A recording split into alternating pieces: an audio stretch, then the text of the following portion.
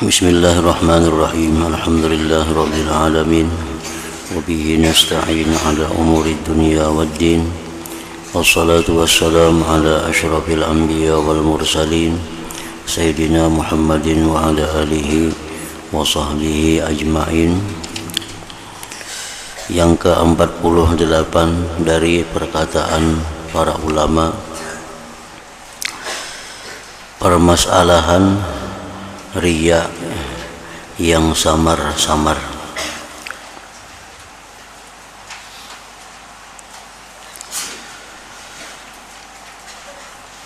Cukupkanlah untuk kita mengetahui halusnya dan tersamarnya, tersembunyinya masalah riya ini apabila kita melihat kepada apa yang telah diriwayatkan oleh Imam Abul Qasim Al-Qushairi rahimahullah ta'ala, yang beliau nukil daripada Abu Yazid radhiyallahu anhu. Ia berkata, adalah aku selama 12 tahun mendidik diriku.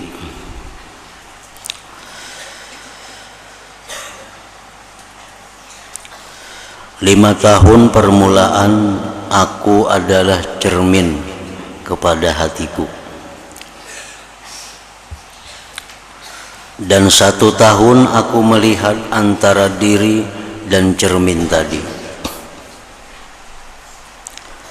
Tiba-tiba aku dapati di tengah-tengah diriku ada terbuka satu ikatan yang sangat kukuh. Maksudnya ikatan akhlak yang tercela.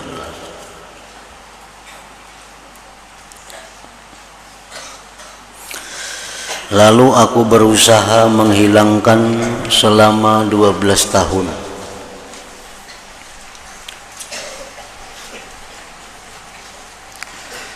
Kemudian apabila aku memandang pula ke dalam batinku, tiba-tiba di dalamnya masih ada satu ikatan lain yang sangat kukuh. Lalu aku berusaha untuk memeranginya selama 5 tahun. Aku selalu berpikir bagaimana aku dapat menghilangkannya. Akhirnya terbukalah bagiku hijab dinding, sehingga aku melihat kepada makhluk ini seakan-akan mereka semuanya telah mati. Lalu aku pun bertakbir 4 kali karena kematian mereka.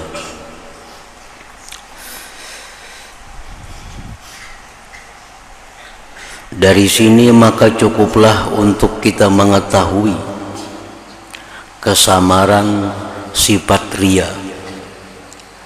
Kesamaran sifat riya ini dan kaburnya.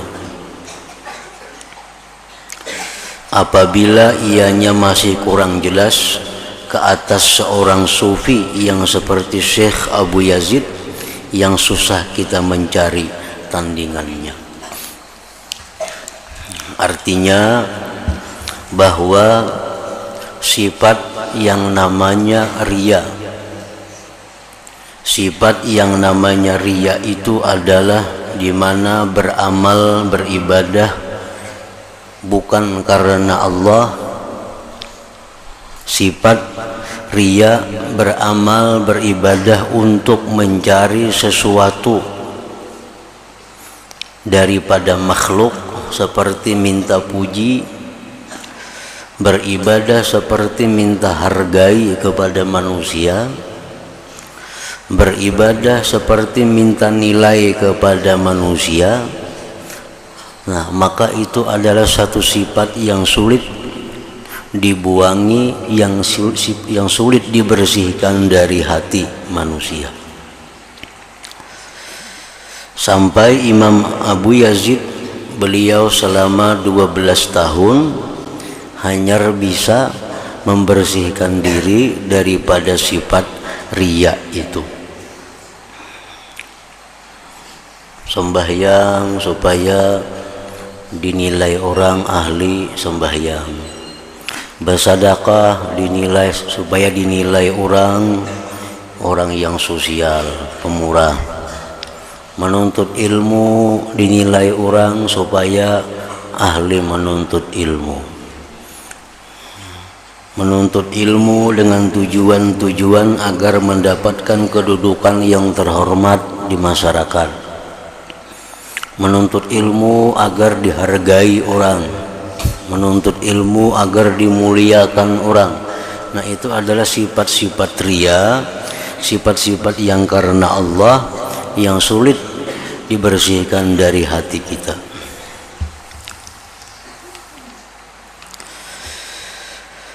Adapun perkataan beliau Abu Yazid tadi, para aituhum mauta, maka aku lihat mereka semuanya telah mati. Maka ini merupakan satu ungkapan yang sangat indah sekali.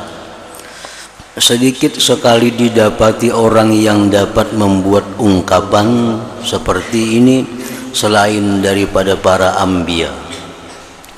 Dan di sini akan saya sebutkan sebahagian daripada keterangannya dengan secara ringkas saja.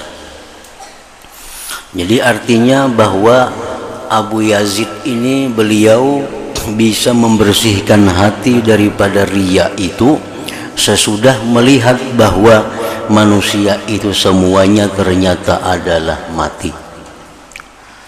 Nah, begitu melihat manusia itu ternyata sudah mati, maka disitulah beliau bisa bersifat dengan ikhlas. Disitulah bisa menghilangkan riya dari hati. Makna ungkapan ini ialah bahwa beliau Imam Abu Yazid telah bersungguh-sungguh sekuat tenaga dalam bermujahadah. Maka bersihlah dirinya dan bercahaya hatinya.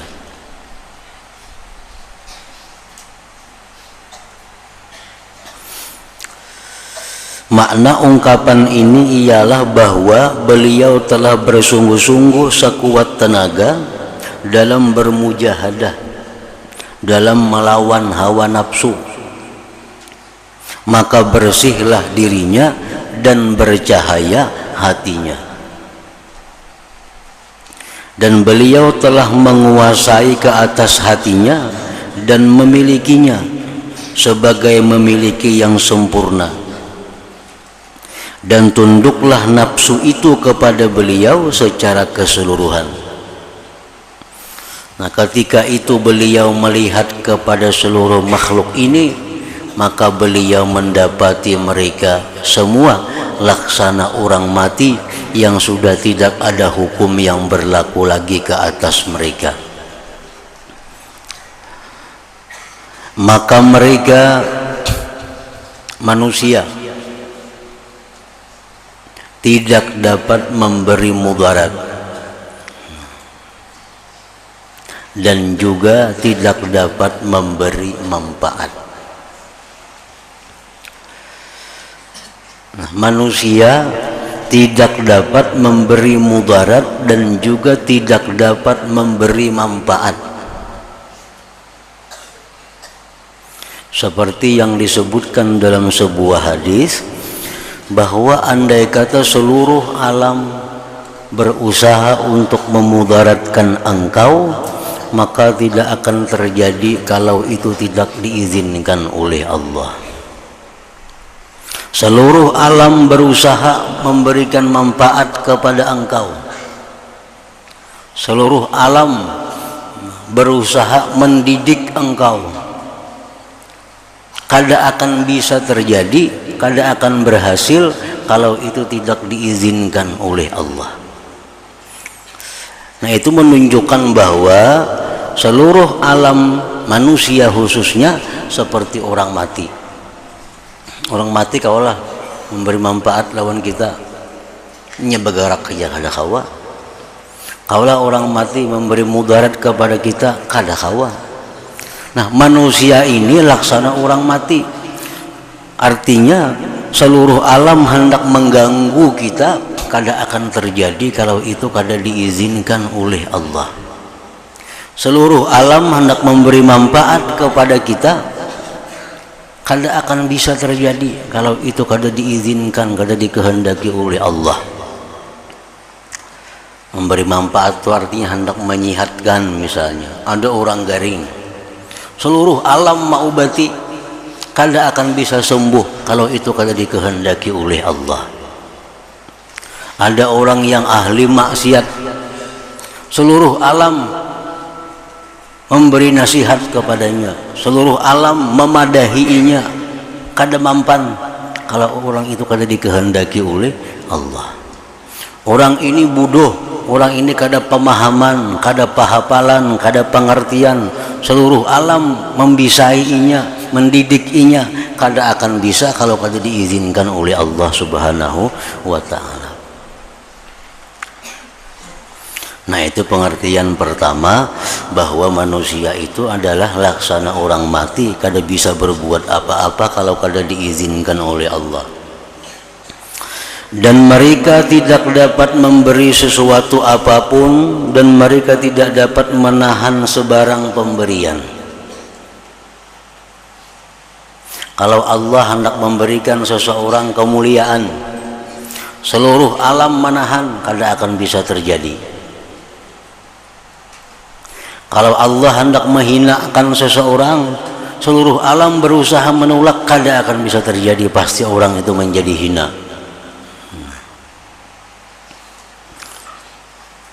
Dan mereka tidak dapat menghidupkan dan juga tidak dapat mematikan.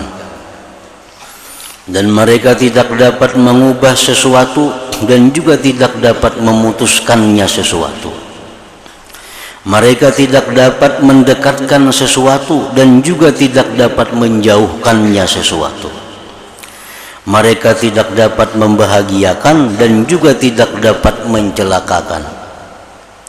Mereka tidak dapat memberi rezeki dan juga tidak dapat menahan rezeki.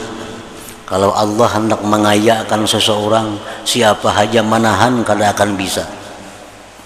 Allah hendak menyugihakan orang ini, maka rezeki akan datang kepadanya kiri kanan, muka belakang, atas bawah. Kada akan bisa menahannya siapa jua pun. Tapi kalau Allah hendak memiskinkan seseorang, nah apapun usaha kada akan bisa jua menahannya. Orang itu pasti jatuh miskin. Mereka tidak dapat memberi rezeki dan juga tidak dapat menahan rezeki. Mereka tidak memiliki bagi diri mereka apa-apa kemanfaatan atau kemudaratan, dan mereka juga tidak memiliki mati, hidup, dan kebangkitan. Nah, maka inilah sifat-sifat orang mati. Maka sudah tentu mereka akan diperlakukan seperti orang mati pada perkara-perkara yang telah disebutkan di atas. Nah, itu artinya kenapa kita ria, kenapa kita beribadah ini supaya dimuliakan oleh manusia, karena kita menganggap manusia itu bisa memuliakan. Lalu kita beribadah karena manusia. Kenapa kita menuntut ilmu ini supaya dihormati orang? Karena kita menganggap manusia itu mampu menghormati.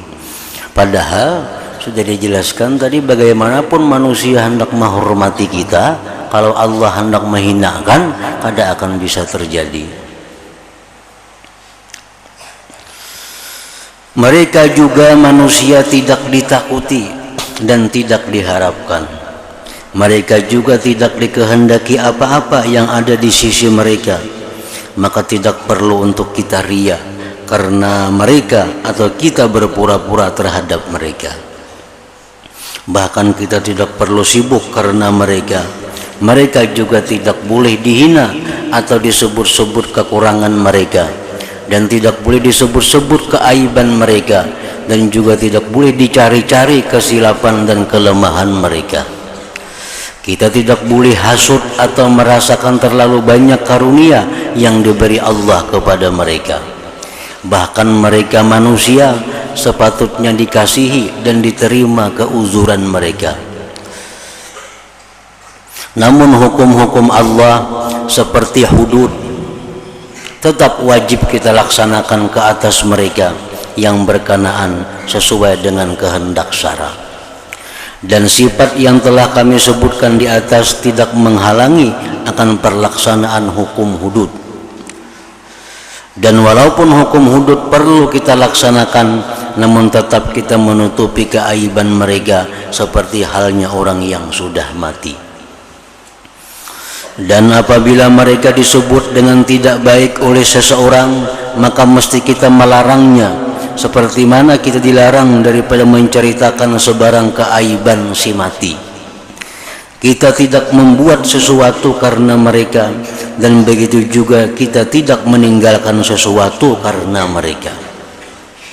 Dan kita sama sekali tidak akan terhalang daripada membuat sebarang ketaatan dengan sebab mereka. Seperti halnya kita tidak terhalang daripada melakukan sebarang ketaatan dengan sebab orang yang telah mati. Jadi kita tidak perlu ambil peduli dengan pujian mereka, dan kita tidak menghendakinya. Dan juga kita tidak benci kepada sebarang celaan mereka, bahkan celaan itu tidak perlu untuk dijawab. Ringkas kata bahwa mereka itu seperti tidak ada pada segala perkara yang telah kita sebutkan tadi, karena mereka sebenarnya ditadbirkan di bawah hukum-hukum Allah Ta'ala. Maka siapa yang bermuamalah akan mereka dengan cara yang telah kami sebutkan ini, niscaya ia akan menghimpunkan segala kebaikan dunia dan akhirat. Kita memohon akan Allah yang maha mulia agar kita senantiasa mendapat taufik daripadanya. Amin ya rabbal alamin. Maka sekedar ini cukuplah menjadi peringatan dan huraian kepada apa yang telah diperkatakan oleh Syekh Abu Yazid rahimahullah tadi. Wallahu a'lam. Jadi kesimpulannya bahwa untuk mendapatkan ikhlas, untuk mendapatkan sifat yang namanya ikhlas itu tidak ada jalan lain selain bahwa tauhid yang kuat. Tauhid yang kuat itu apa artinya? Meyakini seyakin-yakinnya bahwa yang memberi bekas itu hanya Allah. Yang lain daripada Allah tidak ada daya dan upaya. Nah, bila tauhid itu mantap, maka bisa beribadah dengan ikhlas. Nah, selama kita menganggap bahwa manusia itu bisa memberi, manusia bisa menyayangi, manusia bisa menghormati, manusia bisa memuliakan, manusia bisa menghinakan, selama kita bisa beranggapan demikian, kadakawa bersifat ikhlas. Kadakawa bersifat ikhlas. Pasti kita beribadah itu ada tujuan kepada manusia. Nah, jadi ikhlas itu merupakan cabang atau anak daripada tauhid yang kuat. Ke-49 dari perkataan para ulama, berkata Imam Al-Junaid Al-Baghdadi rahimahullah ta'ala, telah berkata Imam As-Sari rahimahullah ta'ala, wahai para pemuda, bersungguh-sungguhlah kamu sebelum kamu sampai seperti keadaan aku sekarang ini. Maka kamu akan lemah dan taksir seperti mana aku telah menjadi lemah dan taksir. Berkata Imam Junaid Al-Baghdadi rahimahullah, sebenarnya ketika Imam As-Sari berkata perkataan ini, anak-anak muda tidak dapat menyamai kesungguhan dalam berbuat ibadah. Imam Sari As-Sakati, gurunya Junaid Baghdadi, berpesan kepada para pemuda, kepada yang anum-anum, Jarsidin, gunakanlah masa anum itu untuk beribadah kepada Allah. Karena sudah Tuhan yang kayak aku inilah sudah lemah daripada beribadah. Padahal lemahnya sidin beribadah di waktu tuha itu masih kuat dibanding nang anum-anum di masa itu. Ke-50 berkata Imam Ahmad ibnu Abil Hawari rahimahullah ta'ala di dalam kitab Az-Zuhdi, telah meriwayatkan kepada kami oleh Syekh Suwaid rahimahullah ta'ala, beliau berkata, aku melihat Abu Marsad rahimahullah ta'ala berjalan di pakan, di pasar artinya, sambil memakan sekatul tulang yang ada sedikit daging, sepotong tulang yang ada sedikit daging, yang ada sedikit daging padanya dengan sepotong roti. Beliau bertindak demikian supaya terlepas daripada diminta untuk menjadi qadhi.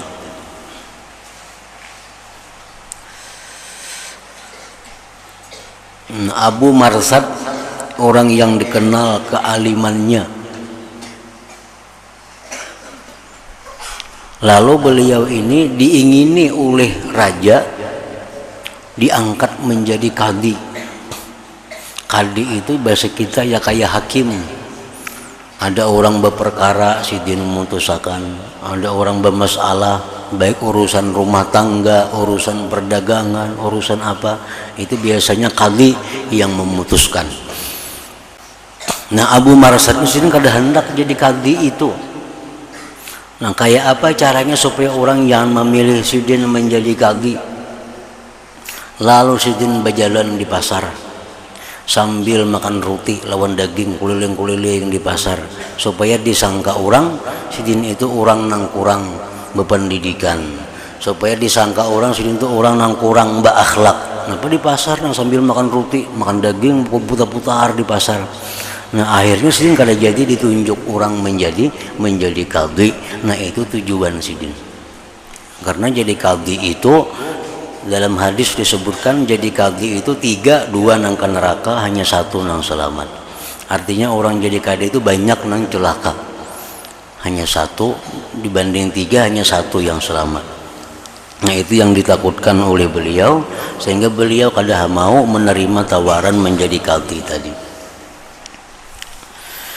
Dan satu cerita lagi yang hampir sama dengan ini ialah cerita Sufyan Ats-Tsauri radhiyallahu ta'ala anhu, ketika beliau dipaksa masuk menghadap Amirul Mukminin. Lalu beliau berlakunya seperti seorang gila yang menyapu-nyapu hamparan sambil berkata, alangkah indahnya hamparan ini, berapa kamu beli? Saya hendak pergi kencing. Maka dengan tindakannya itu beliau diusir daripada istana. Maka dengan cara ini beliau dapat menjauhkan diri daripada mereka dan dapat selamat dari perintah mereka.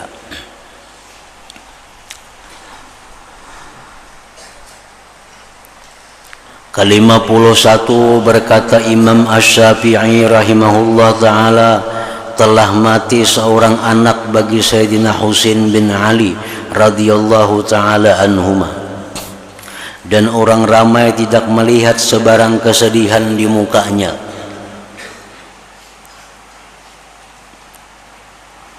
Sayyidina Husain cucu Rasulullah sallallahu alaihi wasallam, beliau kematian anak. Mati anak sidin, kada ada sedih muha, bahkan sidin tertawa mati anak. Biasa orang mati anak tuh sedih muram muha, ada ini kada sidin kada sedih.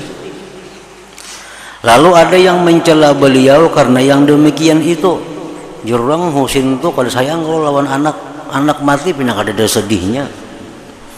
Maka Husain terus menjawab, kami adalah satu keluarga yang meminta sesuatu kepada Allah Ta'ala, lalu Allah Ta'ala memberi akan kami, dan apabila Allah Ta'ala menghendaki sesuatu yang kami tidak sukai, maka pasti kami ridha akan dia.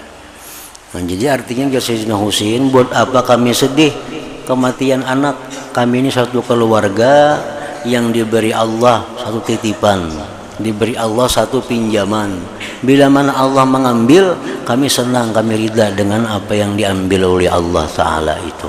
Kayak kita aja diberi pinjamnya orang sepeda motor, diambil dulu sakit hati lah, karena mau kalau karena pinjaman juga. Nah itu yang dimaksud dengan Sayyidina Husain ini.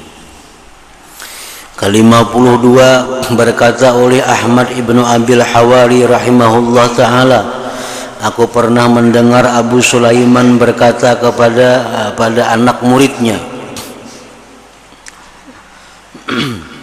aku pernah mendengar Abu Sulaiman berkata kepada anak muridnya, kami tidak mencintai orang yang kami cintai kecuali karena ia taat kepada gurunya.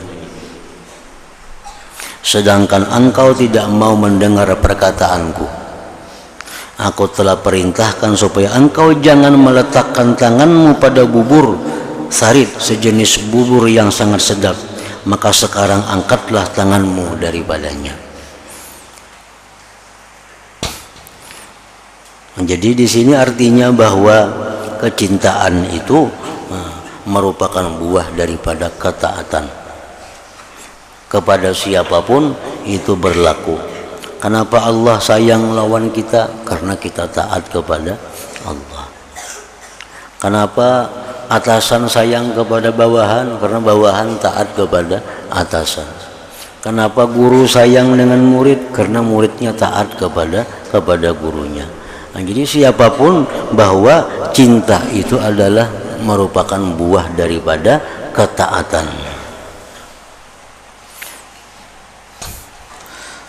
Ke-53 Sa'id bin Jubair radhiyallahu taala anhu melihat kepada anaknya, lalu beliau berkata kepadanya, sebenarnya aku tahu ada satu perkara yang paling baik yang ada pada dirimu. Lalu dikatakan orang kepadanya, apakah perkara itu? Sa'id bin Jubair menjawab, dia mati lalu aku mendapatkan pahala di atas kematiannya itu. Jadi Sa'id bin Jubair lawan anak sidin bahwa pada diri anakku ini ada sesuatu yang sangat baik terhadap aku. Jerurang napa? Nah, anakku tuh mati lalu aku sabar menerimanya, maka itu mendatangkan pahala yang besar kepada aku.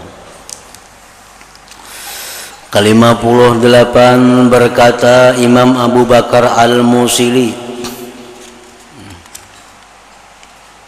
Ke-54 berkata Abul Hasan Al-Madaini radhiyallahu taala anhu, pernah seorang berkata kepada perempuan Badawi yang kematian anak, alangkah baiknya kesabaranmu terhadap anakmu. Lalu perempuan Badawi itu menjawab, sebenarnya kematian bapaknya dahulu telah melupakan aku akan segala musibah yang datang selepasnya.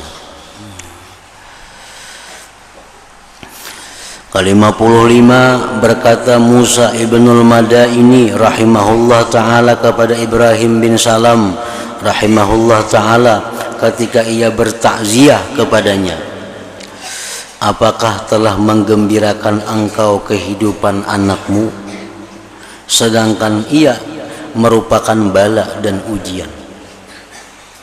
Dan apakah menyedihkan engkau oleh kematian sedangkan di sana ada tersimpan rahmat dan kesejahteraan? Dan berkata Musa ibnul Muhtadi rahimahullah ta'ala bahwa ada seseorang lelaki menulis surat takziah kepada sahabatnya yang kematian anaknya.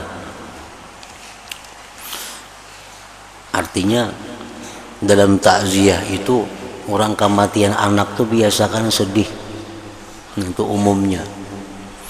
Lalu dalam takziah itu dinasihatkan, ikam sedih kematian anak, sedangkan anak ini andai kata dia hidup, dia panjang umur, belum tentu memberi manfaat kepada engkau. Bisa-bisa anak ini maulah bala kepada engkau.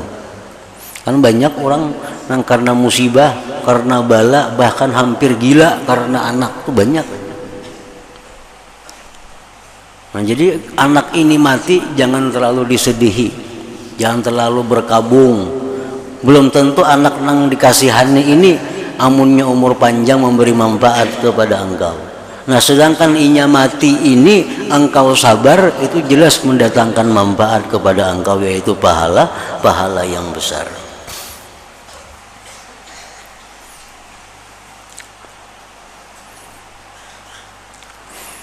Dan berkata Musa ibnul Muhtadi rahimahullah ta'ala bahwa ada seorang lelaki menulis surat takziah kepada sahabatnya yang kematian anaknya. Amma ba'du, adapun selepas itu maka anak seseorang selama ia masih hidup, maka ia merupakan kesedihan dan ujian ke atas bapaknya. Anak selama masih hidup ini merupakan ujian ke atas orang tuanya. Kalau di zaman Nabi, di zaman sahabat, makin banyak anak makin bagus. Karena itu masa-masa yang dekat dengan cahaya Rasulullah sallallahu alaihi wasallam. Kalau di masa akhir zaman seperti kita ini, kalau nyakawa jangan bebini. Amunnya kau bebini juga jangan beranak. Amun beranak juga jangan banyak. Itu perkataan para hukama. Karena apa? Karena zaman kita ini zaman yang sudah jauh kepada zaman Rasulullah. Jangankan kita mendidik bini, mendidik diri sendiri susah. Kan kewajiban laki-laki mendidik bini supaya bini ini di jalan yang bagus, bini ini jadi perempuan yang salihah, bini perempuan yang takwa kepada Allah, bini yang iffah, yang bisa menjaga kehormatan. Ini kada gampang mendidik bini macam ini. Mendidik diri sendiri pun susah. Nah, apalagi mendidik bini. Mendidik anak makin sulit lagi. Nah, jadi artinya bahwa maka anak seorang selama ia masih hidup, maka ia merupakan kesedihan dan ujian ke atas bapaknya. Tanda-tanda akhir zaman, tanda-tanda mendekati kiamat itu adalah anak semakin durhaka kepada orang tuanya. Itu tanda-tanda akhir zaman. Sulit mencari anak yang bakti kepada orang tuanya. Nah, jadi itu ngarannya kesedihan bagi orang tuanya. Dan apabila ia telah mati, maka ia bertukar menjadi doa dan rahmat bagi bapaknya. Oleh karena itu, maka janganlah engkau keluh kesah atas kehilangan barang yang menyedihkan engkau, yang merupakan ujian bagi engkau, dan jangan pula engkau sia-siakan apa yang telah diganti oleh Allah Ta'ala kepadamu daripada doanya dan rahmatnya. Ke-56 berkata Ahmad ibnu Abil Hawari radhiyallahu ta'ala anhu, aku mendengar Abu Sulaiman berkata, berlalu 20 tahun lamanya dan aku tidak pernah bermimpi keluar air mani. Maka ketika aku di Mekah, aku membuat sesuatu perkara, maka pada malam itu aku bermimpi keluar air mani. Lalu berkata Ahmad ibnu Abil Hawari, apakah perkara yang engkau lakukan di Mekah itu? Beliau menjawab, aku telah sembahyang fardu Isya pada malam itu dengan tidak berjamaah. Sehingga malamnya itu guring, nah guring itu dikawani oleh syaitan. Ke-57 berkata Imam Malik radhiyallahu ta'ala anhu, terkadang engkau menemui seseorang yang tidak ada sebarang kesilapan dalam percakapannya, tetapi sebenarnya amalannya semuanya salah. Kita mudah menemukan orang yang percakapannya itu kada ada salah, tapi kita sulit menemukan orang yang perbuatannya itu kada ada salah. Tapi nang nyaman lagi menemukan orang nang perbuatannya salah, perkataannya salah.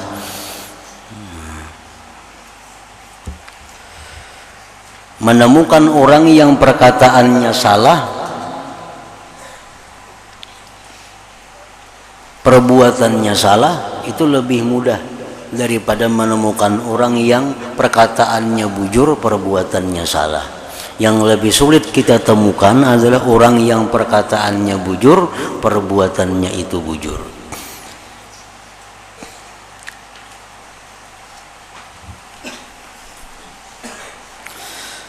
Ke-58 berkata Imam Abu Bakar Al-Musili telah berkata sebagian ulama yang zuhud, sebenarnya kita bercakap dengan fasih dan tidak ada salah, tetapi kita membuat salah dalam pekerjaan kita dan tidak ada yang betul. Membujurakan kata-kata supaya jangan salah itu lebih mudah daripada membujurakan perbuatan yang salah. Artinya membujurakan, maulah kata-kata yang fasih, maulah kata-kata yang indah didengar itu lebih mudah daripada maulah pekerjaan, kelakuan, akhlak yang benar. Dan berkata seorang ahli syair, lam nu'ta min jahlin walakinnana nasturu wajhal ilmi bil jahli nakrahu annal hana fi qaulina wa ma nubalil lahna bil fi'li. Artinya, kelemahan kita bukan dari sebab kejahilan, tetapi karena menutupi ilmu dengan kejahilan. Kita cukup benci jikalau kita salah dalam perkataan, tetapi kita tidak peduli kalau kita salah dalam perbuatan. Nah, selanjutnya ke-59.